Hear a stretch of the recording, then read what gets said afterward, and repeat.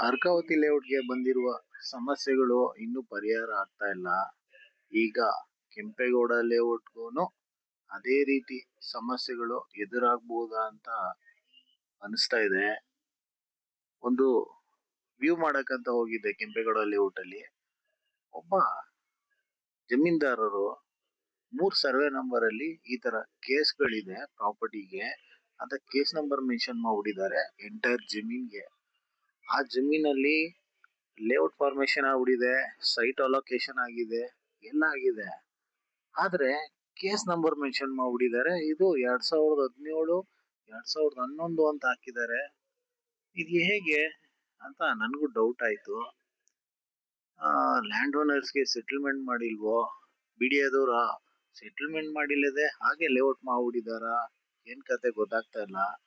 But ಇಲ್ಲಿ already ನನ್ಗೆ ಗೊತ್ತಿರಂಗೆ lease come sale agreement ಗಳು ಆಗ್ಬಿಟ್ಟವೆ, ಅಲೋಕೇಟ್ ಮಾಡ್ಬಿಟ್ಟಿದ್ದಾರೆ ಸೈಟ್ಗಳನ್ನ.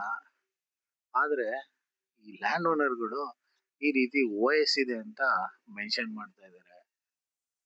ರೇಟ್ ಚೆನ್ನಾಗಿದೆ ಅಂತ ಎಷ್ಟೋ ಜನ ಸೈಟ್ ನ ಇನ್ವೆಸ್ಟ್ ಮಾಡ್ತಾ ಇದ್ದಾರೆ. ಬಟ್ ಲ್ಯಾಂಡ್ ಓನರ್ಗಳು ಈ ರೀತಿ ಮಾಡ್ತಾ ಇದಾರಲ್ಲ, ಇದು BDO ಕಣ್ಣಿಗೆ ಬೀಳ್ತಾ ಇದೆಯೋ ಬೀಳ್ತಾ ಇಲ್ವೋ ಗೊತ್ತಾಗ್ತಾ ಇಲ್ಲ. ಸೊ ಒಂದು ಅವೇರ್ನೆಸ್ ಕೊಡೋಣ ಅಂತಾನೆ ಈ ವಿಡಿಯೋ ಮಾಡಿ ತಿಳಿಸ್ತಾ ಇರೋದು.